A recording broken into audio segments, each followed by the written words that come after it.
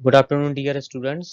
आज जो है सेकंड लेक्चर देखते हैं एनसीएस का। ठीक है ना।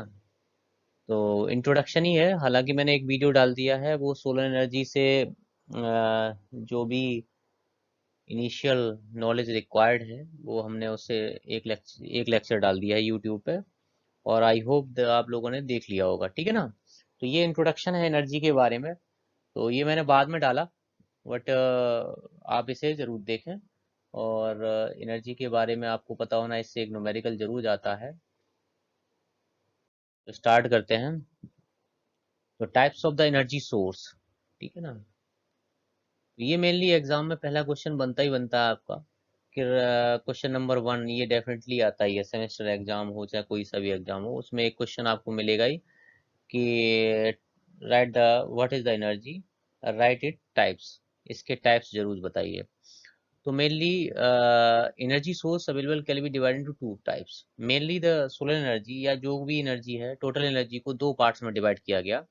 One is the primary energy source, ठीक है ना, and second is the secondary energy source. तो दो पार्ट्स में डिवाइड किया गया, आप इजी तरीके से लिख सकते हैं। तो the total energy resources are divided into two part. One is the primary energy energy source. Primary energy source हैं क्या? प्राइमरी एनर्जी सोर्स वो सोर्सेज हैं जो आज की तारीख में हम यूज कर रहे हैं और जिन्हें इंसान इजी तरीके से यूज कर सकता है। ठीक है। लेकिन उन एनर्जी सोर्स के साथ एक प्रॉब्लम है कि देयर रिजर्व इज फिक्स्ड। उनकी जो मात्रा है वर्ल्ड में वो फिक्स है और अलग अलग लोकेशन पे है और कंजर्व्ड है, उससे ज्यादा है नहीं। तो अगर जो हम उसे इसी तरह से यूज करते रहेंगे तो वो धीरे धीरे खत्म हो जाएगी। ठीक है ना। तो आज की तारीख में हम कौन से एनर्जी रिसोर्स यूज कर रहे हैं जो इजी तरीके से अवेलेबल है? तो देख लेते हैं। Primary energy source can be defined as the source which provide a net supply of the energy, for example the coal, oil, uranium, etc। तो मेनली आप लोग खुद देख रहे हैं आज की तारीख में जो भी एनर्जी हमें चाहिए, चाहे वो गाड़ी को चलाने के लिए चाहिए या हमें मोटर वगैरह एग्रीकल्चर के लिए या घर में वाटर की रिक्वायरमेंट के लिए, जो भी एनर्जी चाहिए हम आइदर हम इलेक्ट्रिसिटी के फॉर्म में यूज करते हैं। और इलेक्ट्रिसिटी जो हमारी प्रोड्यूस होती है वो पावर प्लांट से कोल के थ्रू प्रोड्यूस होगी या ऑयल के थ्रू प्रोड्यूस होगी या यूरेनियम के थ्रू होगी। तो जितनी भी एनर्जी इलेक्ट्रिसिटी के फॉर्म हम यूज कर रहे हैं, अराउंड 80% एनर्जी जो है हम तीन एनर्जी सोर्स से, मतलब प्राइमरी एनर्जी सोर्स से ही कलेक्ट करते हैं, कोल, यूरेनियम और ऑयल। ठीक है ना। The primary fuel can accelerate the growth of the country but their supply is limited. तो आप लोगों ने खुद देखा है कि ये कंट्री की ग्रोथ के लिए तो बहुत फायदेमंद है। जैसे आप लोगों ने देखा कि ये जितने भी फोसिल फ्यूल्स हैं, कोल है, ऑयल है, ये ज्यादातर जो है अरब कंट्रीज का जो एरिया है, मेडिटेरेनियन सी के आसपास का एरिया, वहाँ पे बहुतायत में पाए जाते हैं। और उन कंट्रीज की इकोनॉमी पूरी तरीके से इन्हीं पे डिपेंड है। तो ये कंट्री की ग्रोथ के लिए तो बहुत फायदेमंद है। ठीक है ना। But it become very essential to use these fuel sparingly.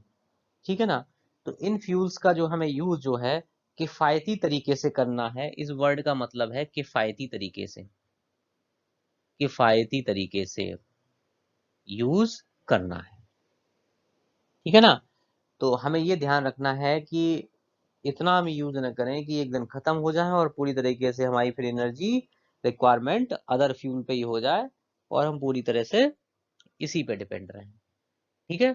तो आप समझ में आ गया प्राइमरी एनर्जी रिसोर्स क्या है। जो प्राइमरीली हम आज की तारीख में जो फ्यूल्स यूज कर रहे हैं, जिनसे हम एनर्जी ले रहे हैं, these are the primary energy resource like the coal, oil and uranium.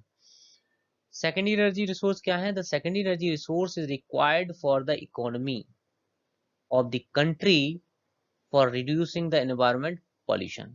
तो ये जो एनर्जी रिसोर्स है इकोनॉमी के लिए बड़े फायदेमंद है। Secondary energy resource for example, अब आप अगर सोलर एनर्जी का देखो एग्जांपल, जैसे मैंने अपने एक प्रोजेक्ट लिया गवर्नमेंट ऑफ इंडिया से, सोलर पंप इरिगेशन वाला। इस प्रोजेक्ट की जो लागत है स्टार्टिंग में करीब 3-4 लाख रुपए के आसपास आती जाती है। 5 HP तक का भी पंप लोगे तो भी आपका 2.5 लाख के आसपास लगेगा, इतना खर्चा आता है। और 10 HP का पंप लोगे तो करीब 3.5 लाख के आसपास, उसमें सब्सिडी वगैरह दे देती है गवर्नमेंट, तो भी 3 लाख रुपए लगा लो। अब 3 लाख रुपए इनिशियल इन्वेस्टमेंट तो हो गया, मैक्सिमम 4 लाख हो जाएगा, लेकिन उससे एक बेनिफिट ये है कि ये अपनी जो कॉस्ट है वो 4-5 साल में निकाल देती है। 5 साल बाद इसकी टोटल एज करीब 25 साल है, ठीक है, इसकी टोटल एज 25 साल है, इसने 5 साल में अपना पैसा निकाल दिया, तो 20 साल आप फ्री ऑफ कॉस्ट यूज करें। तो सेकेंडरी फ्यूल के साथ क्या है, इकोनॉमी मतलब पैसे के हिसाब से देखा जाए तो बहुत बेनिफिशियल है। इनिशियल इन्वेस्टमेंट है लेकिन रनिंग कॉस्ट हमारी कुछ भी नहीं है। तो एग्जाम्पल साथ सोलर एनर्जी, जैसे मैंने अभी एग्जाम्पल दिया, विंड एनर्जी और वाटर एनर्जी, ये तीनों ही एग्जाम्पल जो हैं सेकेंडरी एनर्जी रिसोर्स के हैं। Solar energy can be used through plant, हम प्लांट्स के थ्रू, प्लांट पावर जो सोलर पावर प्लांट होते हैं उनमें हम यूज करते हैं, सोलर सेल्स के थ्रू यूज कर सकते हैं, सोलर एयर हीटर के थ्रू हम जो बिल्डिंग्स हैं उनका टेम्परेचर इंक्रीज करने के लिए हम यूज कर सकते हैं, ठीक है ना। तो ये आपका सेकेंड एनर्जी रिसोर्स है। तो मेनली 2 पार्ट्स में ही आप रखो, बुक्स में से और भी दिया है but it is very complicated, but इतना तो आप याद करके रखो। इसके बाद आते हैं हम conventional energy resource. Conventional energy source, तो कन्वेंशनल एनर्जी सोर्स में क्या है, इट मेनली इंक्लूड्स, सिंपली ये प्राइमरी एनर्जी रिसोर्स है, fossil fuels. It mainly include the coal, petroleum product and gaseous fuels including petroleum and its derivatives and natural gases. तो जितना fossil fuel से हमें solid form में, liquid form में और gases form में जो कुछ भी फ्यूल अवेलेबल है वो हमारा fossil fuels कहलाता है। और fossil fuels आप अच्छे से जानते हो, बहुत पहले से पढ़ रहे हो, ठीक है ना। तो इनके बारे में बहुत डिटेल्स में हम नहीं जाते हैं, सिंपल आप इतना ही समझो कि these contain the coal, petroleum product, gases fuels and petroleum products, derivatives and natural gases, ये सारे के सारे आपके फोजल फ्यूल्स ही हैं। इसके बाद देखते हैं वाटर पावर और एनर्जी स्टोर्ड इन वाटर। दूसरा हमारा क्या है, वाटर पावर, जो हमारी हाइड्रोलिक एनर्जी है। तो आप फ्लूइड मशीनरी सब्जेक्ट पढ़े हैं तो उसमें आपने पढ़ा ही होगा हाइड्रोलिक एनर्जी के बारे में, जो वाटर के फॉर्म में हमें अवेलेबल होती है, उससे हम जो पेल्टन व्हील या आपकी फ्रांसिस टरबाइन रनिंग करते हैं, वी विल प्रोड्यूस इलेक्ट्रिसिटी। बट ये एनर्जी जो है आपकी हिली रीजन में, माउंटेन रीजन में अवेलेबल है, कि वहां पे आपका जो वाटर है वो काफी हाइट पे अवेलेबल है, तो lot of amount potential energy है, ठीक है ना। इसके बाद जो तीसरी एनर्जी है, energy release due to nuclear fission. तो आपने देखा होगा न्यूक्लियर रिएक्टर्स वगैरह हैं, तो ये कंट्रोल्ड फिजन है। कंट्रोल्ड फिजन के थ्रू हम हीट जनरेट करते हैं, उस हीट का यूटिलाइजेशन करते हैं and we will produce the electricity, ठीक है ना। The percentage use of various source for the total energy consumption in the world. तो ये आपका जो कंजम्पशन वर्ल्ड में कितना कितना किस एनर्जी के थ्रू हो रहा है वो दिया हुआ है। तो देखा जाए तो मेनली कोल और ऑयल अभी भी ये वर्ल्ड में बहुत आयत में यही यूज हो रहे हैं, और यही प्राइमरी एनर्जी रिसोर्स से एनर्जी अवेलेबल हो रही है, क्योंकि प्राइमरी एनर्जी रिसोर्स से टेक्नोलॉजी को लेना, एक्सट्रैक्शन करना थोड़ा आसान है as compare to non conventional energy resource, ठीक है ना। For example solar energy, solar energy में आप देखें तो either you will store the energy in the form of, मतलब in the form of heat, water में आप हीट के फॉर्म में स्टोर कर सकते हैं, बट टेम्परेचर जहाँ बहुत ज़्यादा ना होने की वजह से हम जो है उससे ज़्यादा पावर प्रोड्यूस नहीं कर पाते, वाटर की क्वालिटी अच्छी नहीं होती है ना। तो कोल आपका देखो 32.5% आज भी वर्ल्ड में यूज हो रहा है, ऑयल आपका 38.3% है, जो गैसेस प्रोडक्ट हैं सीएनजी वगैरह 19% है, एलपीजी वगैरह ये सारी गैसेस के फॉर्म में जो है 19% एनर्जी का यूज है। यूरेनियम आज भी देखो 0.13, जो न्यूक्लियर फिजन के थ्रू है 0.13 यूज हो रहा है। हाइड्रो एनर्जी 2.2% है, ये नॉर्वे वगैरह के रीजन में बहुत आयत में हाइड्रो पावर प्लांट हैं, उनसे हम प्रोड्यूस करते हैं। वुड्स के आज भी हम वुड से 6.6% के आसपास एनर्जी ले रहे हैं। जो डंग है इससे आप करीब 1.2% ले रहे हैं, जो वेस्ट है उनसे 0.3% ले रहे हैं, ठीक है ना। तो ये हमारा एनर्जी कंजम्पशन है एज पर द फ्यूल्स। आगे देखते हैं, इसके बाद हम कोल की बात करते हैं। तो कोल के बारे में, the main element of the coal is carbon, due to that it considered to be highly polluted and when burn produce the CO2 and CO gases। तो आप लोगों को अच्छे से पता है कि कोल में मेन एलिमेंट जो है वो कार्बन है, उसके बाद हाइड्रोजन भी है। तो कार्बन ज्यादा होने की वजह से जब ये ऑक्सीजन के साथ बर्न होता है तो कार्बन डाइऑक्साइड और कार्बन मोनोऑक्साइड दोनों प्रोड्यूस करता है। और आप लोगों को अच्छे से पता है कि कार्बन डाइऑक्साइड और carbon monoxide both are promote the green both are considered to be a highly greenhouse gases। दोनों ही ग्रीन हाउस गैसेस हैं और जो अर्थ का टेम्परेचर बढ़ा रही हैं। अर्थ का टेम्परेचर बढ़ने से, ग्लोबल वार्मिंग होने से जो ग्लेशियर्स हैं वो मेल्ट हो रहे हैं, जगह जगह पे बाढ़ आ रही है। तो इस तरह की प्रॉब्लम्स जो हैं क्रिएट हो रही हैं, ठीक है ना। तो these gases not only increase the global warming problem but also increase the health risk on the earth। और इनके साथ साथ कार्बन डाइऑक्साइड है, कार्बन मोनोऑक्साइड तो हेल्थ के लिए बहुत ज्यादा नुकसानदायक है। कार्बन मोनोऑक्साइड तो जो है ब्लड में हीमोग्लोबिन से कंबाइन होके जो आदमी की ही ऑक्सीजन कैरिंग कैपेसिटी उसे कम कर देता है और धीरे धीरे धीरे धीरे आदमी की जो है मतलब हालत खराब कर देता है और धीरे धीरे वो डेथ की तरफ मूव करता है। The coal consist of volatile metal, moisture and ash content. It used in thermal power plant in the form of solid fuels. तो कोल हम जो है सॉलिड पावर प्लांट में, मतलब पावर प्लांट में सॉलिड फ्यूल के फॉर्म में use करते हैं, ये आप लोगों को पता है। So following are the types of the coal. तो on the basis of carbon percentage के बेसिस पे कोल को 4 पार्ट्स में डिवाइड किया गया। Anthracite coal, bituminous coal, lignite and peat. ये 4 तरह का कोल जो है इंडिया में अवेलेबल है, ठीक है ना। अब इसमें देखा जाए तो सबसे अच्छी क्वालिटी का जो कोल है वो एंथ्रासाइड है। सबसे अच्छी क्वालिटी का कोल एंथ्रासाइड है और सबसे खराब क्वालिटी का कोल पीट है। एंथ्रासाइड के अंदर कार्बन परसेंटेज ज्यादा है तो ये अच्छे से बर्न होता है, लेकिन इंडिया में ये बहुत कम मात्रा में अवेलेबल है। मेनली जो इंडिया में अवेलेबल कोल है वो है आपका बिटनमस, ठीक है ना। ये ज्यादातर अवेलेबल है। एंथ्रासाइड तो बहुत कम मात्रा में माउंटेन रीजन में, हिमालय के जो फुटहिल्स रीजन है इसमें थोड़ा बहुत अवेलेबल है। In among all, anthracite is a good quality coal and peat is the worst quality coal. In India, most of the coal found is bituminous in Chota Nagpur Plateau area of Jharkhand and Chhattisgarh side. तो आप लोगों को पता है कोल जो है झारखंड में और छत्तीसगढ़ एरिया में निकलता है। तो मेन वो आपका धनबाद वाला जो रीजन है उसमें आपका कोल बहुत आयत में पाया जाता है। तो ये जनरल नॉलेज के पॉइंट ऑफ व्यू से भी बड़ा इंपॉर्टेंट है, तो थोड़ा बहुत आप इस चीज को इंटरेस्ट लेके पढ़ें, ठीक है। इसके बाद हम ऑयल पाते हैं। तो ऑयल में तो आपको पता ही है, मेनली आप ऑयल यूज करते हैं एनर्जी के फॉर्म में। Almost 45% energy need of the world is fulfilled by oils produced by petroleum product. The main problem with the oil is that their cost is rising day by day, and these projects are conserved in fixed area of world around Mediterranean Sea और Gulf countries। Oil के साथ mainly problem है कि हर country में बराबर बराबर available नहीं है, कुछ एरिया में ही कंसंट्रेटेड हो गया है। तो मेनली जो मेडिटेरियन सी का रीजन है, अरब कंट्रीज हैं, वहां पे ऑयल्स बहुतायत में मिलता है। अपनी कंट्री के अंदर ऑयल जो है असम में दिग्वोई में, ठीक है, बॉम्बे हाई में, गोदावरी कृष्णा का जो डेल्टा है ईस्टर्न कोस्ट पे, वहां पे अवेलेबल है। हमारी कंट्री में ये बहुत ज्यादा मात्रा में अवेलेबल नहीं है, इसलिए इस फ्यूल के जो प्राइस हैं वो ज्यादा हैं अदर कंट्रीज में, ठीक है ना। तो इसे यूज करना, बस कॉस्ट बहुत ज्यादा है तो वो इकोनॉमिकली बेनिफिट नहीं है।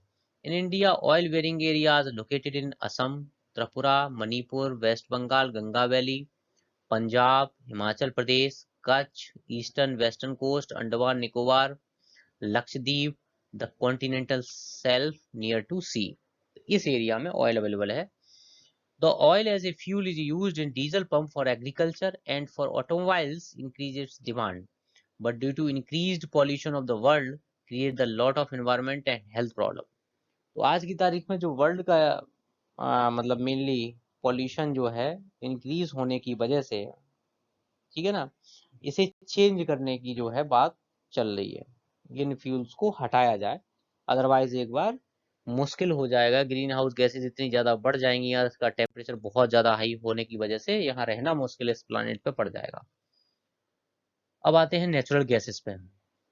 Natural gases is obtain from the wells dug in oil bearing region. तो नेचुरल गैसेस कुछ नहीं है, जहाँ पे जो कुएं खोदे जाते हैं, जो वेल्स हैं, जो पेट्रोलियम प्रोडक्ट को निकालने के लिए, पेट्रोल डीजल को निकालने के लिए जो कुएं खोदे जाते हैं, उन्हीं से आपकी नेचुरल गैस भी निकलती है। तो natural gas reserves are located in Gujarat, Mumbai, Tamil Nadu, Andhra Pradesh और उड़ीसा। तो ये रीजन है जहां से नेचुरल गैस अवेलेबल होती है। The main problem with the gases fuel is the storage and the transportation of the fuel. अब देखो गैसेस फ्यूल्स के साथ बेनिफिट ये है कि it is a very clean energy resource. ये क्लीन एनर्जी सोर्स है, इससे पॉल्यूशन बहुत कम मात्रा में होता है। जैसे आप लोगों ने एलपीजी देखा, एलपीजी बड़ा अच्छे से बर्न होता है ब्लू फ्लेम के फॉर्म में। आप आसानी से दुनिया का काम कर लें, आपका जो है पॉल्यूशन बहुत कम रहता है। वही आप कोल को या पेट्रोलियम प्रोडक्ट जो है आप पेट्रोल या डीजल को बर्न करें तो it will take the lot of amount of carbon in environment. Carbon, दुनिया का कार्बन जो है एनवायरमेंट में रिलीज करेंगे। लेकिन इसके साथ सेफ्टी की बड़ी प्रॉब्लम है। सेफ्टी की प्रॉब्लम ये है कि एक तो इसका स्टोरेज और दूसरा ट्रांसपोर्टेशन। हम गाड़ियों में ज़्यादातर यूज इसलिए नहीं करते हैं, ट्रांसपोर्टेशन की प्रॉब्लम है। अगर कहीं एक्सीडेंट होता है, गाड़ी भिड़ जाती है, तो एक ये वाली बहुत बड़ी प्रॉब्लम है। और ये हाई, आप देखा जाए तो वॉलेटाइल है, इजी तरीके से बर्न होती है। जैसे आपका हाइड्रोजन जो फ्यूल है, it is has it has the lot of amount of calorific value. Hydrogen बहुत अच्छे से बर्न होता है और पॉल्यूशन बहुत कम है। बट हाइड्रोजन के साथ मेन प्रॉब्लम क्या है कि it will take the very minimum time for the burning. बहुत कम टाइम लगता है। आप ये एक बार अभी ये 1960 की के आसपास की बात है, अमेरिका में जो एक प्लेन बर्न हुआ था ना हाइड्रोजन से चलने वाला, 10 सेकंड के अंदर पूरा प्लेन बर्न हो गया था। 10 सेकंड के अंदर, इतनी तेज। और आज दिन तक उस पर रिसर्च बैठाई गई, उसके बाद कभी ये नहीं फाइंड आउट हो पाया कि क्या कारण रहा, क्योंकि बर्निंग इतनी ज्यादा फास्ट थी कि कुछ अवशेष ही नहीं बचते। तो ये हाइड्रोजन फ्यूल के साथ प्रॉब्लम है। सेम प्रॉब्लम गैसेस फ्यूल्स के साथ है, इनका लीकेज अगर हो जाए, स्टोरेज की बहुत बड़ी प्रॉब्लम है। जो आपका आग है बहुत तेजी से पकड़ते हैं, तो ये सब प्रॉब्लम है। These are the clean source of fuel that create the very less amount of pollution compared with the solid fuels like wood and coal. In modern time, natural gas is also used in automobiles in the form of CNG, compressed natural gas. But the main problem is the storage of CNG in cylinder at such a high pressure, 220 atmosphere. आप याद कर लें कि 220 atmosphere बहुत ज़्यादा huge pressure है। उस पर जाके हम कंप्रेस्ड नेचुरल गैस को लिक्विफाइड करते हैं and we will stored in the cylinder. तो ये एक्सप्लोसिव बहुत ज़्यादा है। अगर एक्सप्लोजन हुआ तो it will create the lot of problem. Okay, classification of non conventional energy source. तो अभी हमने कन्वेंशनल पढ़ लिया। नॉन कन्वेंशनल में आपका solar energy. The earth receives the energy from the sun in the form of electromagnetic radiation. Solar energy is cheap and free from pollution. In India, most parts receive the 4 to 7 kilowatt hour of solar radiation पर square metre per day. एक दिन में करीब 4 से 7 kilowatt hour जो है energy available होती है 1 मीटर स्क्वायर एरिया पे। The energy can be used in the following veg: convert the solar energy into electricity, convert the solar energy into thermal energy, और फोटोसिंथेसिस। 3 तरीके से हम सोलर एनर्जी का यूज करते हैं अर्थ पे। The main application of the solar energy is the heating of building with the help of solar air heater. तो solar energy तो हम आगे पूरा चैप्टर पढ़ेंगे, तो इसके बारे में बहुत ज़्यादा डिटेल में जाने की जरूरत नहीं है। मेनली आप ये समझ लें कि इलेक्ट्रोमैग्नेटिक वेव के फॉर्म में आती है, और मैंने इसका एक पूरा चैप्टर डाला है किस तरह से इलेक्ट्रोमैग्नेटिक रेडिएशन जो है अर्थ पे आते आते उसमें किस तरीके से रिफ्रैक्शन होता है, रिफ्लेक्शन होता है, एब्जॉर्प्शन होता है, डायरेक्ट रेडिएशन है, बीम के फॉर्म में आता है। तो ये पूरा मैंने डाल डाल रखा है ग्रुप पे, तो वो आप अच्छे से पढ़ लें। ठीक है ना। बायोमास एंड बायोगैस, तो ये भी आप लोगों ने देखा होगा। बायोगैस प्लांट जो है गांव में आप लोगों ने कभी। Biogas plant is a device for conversion of fermentable organic matter, in particular cattle dung, into the combustible gases and fully matured organic manure. This is achieved by subjecting the material to anaerobic fermentation. तो ये anaerobic fermentation आपने biology में पढ़ा है। इसमें क्या है, जो भी आपका ऑर्गेनिक वेस्ट मटेरियल है, अगर in the presence of oxygen, अगर इसे मतलब बंद उसमें डाला जाए, तो ये जो है इसमें जो बैक्टीरिया अवेलेबल होता है वो क्या करता है, गैसेस रिलीज करता है। And we will use these gases for cooking as well as for other purpose. हम इसे यूज कर सकते हैं। The main source of production of biogas are cattle dung, night soil, poultry, piggery dropping. These material are confined in the place out of the contact with oxygen give rise to a large number of bacteria.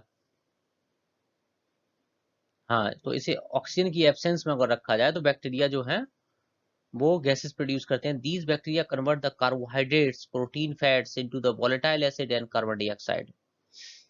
The process of gasification occur better at a temperature about 35 degree centigrade. तो जो ये process of conversion of carbohydrates और proteins in the volatile matter, जो conversion का process है bacteria के through, वो 35 degree centigrade पे बहुत अच्छा होता है. What when the temperature falls, the process of digestion is reduced. अगर जो आपका टेम्परेचर कम होता है, जैसे सर्दियों के दिन आ गए और 5-6 डिग्री सेंटीग्रेड टेम्परेचर हो गया, तो जो आपका प्रोसेस है आपका कन्वर्जन का, that has been reduced. The time required to start the fermentation is called the retention period. तो जो फर्मेंटेशन स्टार्ट होता है वहां से लेके, मतलब हमने पहले तो मैन्योर वगैरह उसमें डाल दिया जो प्लांट है उसमें, उसके बाद फर्मेंटेशन स्टार्ट होने तक के टाइम को रिटेंशन टाइम कहते हैं. The biogas can be used for lighting as well as cooking purpose because its main element is methane that have well volatile content. तो इससे मेनली कौन सी गैस निकलती है आप याद कर लें, मीथेन. और मीथेन जहाँ पे अवेलेबल है वो बड़े अच्छे से बर्न होती है, याद रख लें. The biogas is the organic matter derived from the plant, algae and animals. Currently the biomass contribute the 15% of the total world energy. तो आज की तारीख में बायोगैस से हम लगभग 15% एनर्जी प्रोड्यूस करते हैं. इसके बाद हम बात करते हैं ocean energy and tidal energy. ये हम सब सेपरेट चैप्टर पढ़ेंगे, अभी बस हम थोड़ा सा इंट्रोडक्शन देख रहे हैं. The various form of energy from the sea and ocean which are receiving attention at present are tidal power. The tides are formed due to the attraction of moon and sun at a fixed time of the day. In tidal energy, we will utilize the tidal wave energy that is huge in amount and good source of energy.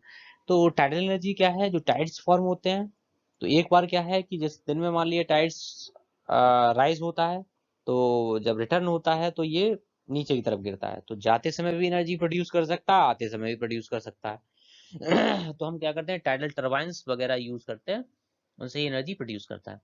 In the India gulf of Kutch, gulf of Cambay and Sundarban delta in West Bengal are potential site for generating tidal power. तो जो gulf of Kutch है गुजरात वाले area, gulf of Cambay है आपका, और Sundarban delta, ये इन area में हम जो है ओशियन एनर्जी का यूज करते हैं. जियोथर्मल एनर्जी द, अब हम देखते हैं geothermal energy. Geothermal energy is the hidden energy below the earth crust. तो आप लोगों ने देखा होगा क्या होता है कि अर्थ के नीचे जैसे जैसे आप जाते हैं temperature will be rise and the earth core at a very high temperature. जो अर्थ का कोर है वो आपका लगभग 5000 डिग्री सेंटीग्रेड पे है and it is in form of molten form में है, और इसके सेंटर में आप लोगों ने पढ़ा होगा निकल प्लस आयरन, ये सब एलिमेंट है. तो when we moving below to the earth temperature is increases. So if we moving मतलब काफी नीचे अगर हम चले जाते हैं तो we will see the lot of amount of energy in the form of steam, hot water के फॉर्म में अवेलेबल हैं. तो अगर वो किसी भी तरीके से अगर उन्हें हाई टेम्परेचर, उनका प्रेशर बढ़ता है, तो वो जो है अर्थ के बाहर निकल आते हैं, और इस स्टीम के फॉर्म में, हॉट वाटर के फॉर्म में lot of amount of geothermal energy आपकी अर्थ पे अवेलेबल होती है. अब हम इससे चाहें तो पावर प्रोड्यूस कर सकते हैं, और उसी एनर्जी को हम जियोथर्मल एनर्जी कहते हैं. It will move to the earth surface in the form of hot spring, steam और hot water. This energy can be use for generating power by steam turbine. This energy can be use for generating power by steam turbine. तो हम इससे जो है steam turbine से power produce करने के लिए यूज कर सकते हैं. तो इतना ही मटेरियल जो है अवेलेबल हमारे पास था, ठीक है ना. और बाकी अलावा ये विंड एनर्जी है, ये भी आप लोगों को पता ही अच्छे से. तो विंड एनर्जी आपका क्या है, high velocity wind have lot of amount of kinetic energy that can utilize for producing the electric power with the help of wind turbine. In India, at the coastal region of the wind speed is around 2 to 5 metre पर second in all day. तो जो coastal regions हैं जहाँ पे wind की speed लगभग में 2 से लेके 5 मीटर सेकेंड के बीच में पूरे दिन रहती है, वहां पे हम विंड टर्बाइन लगा के विंड एनर्जी यूटिलाइज कर सकते हैं, जो विंड की काइनेटिक एनर्जी है, और उससे पावर प्रोड्यूस कर सकते हैं. तो the coastal region of the Tamil Nadu, ये आप रीजन जरूर याद कर लें, Gujarat, Andhra Pradesh, Maharashtra are favourable for wind power generation. A large number of wind turbines are grouped together to form a wind power plant. तो हम कई टर्बाइंस को इकट्ठा कर लें तो अच्छी खासी ये पावर प्लांट की तरह और कई मेगावाट तक जो है पावर प्रोड्यूस करते हैं विंड टरबाइन से।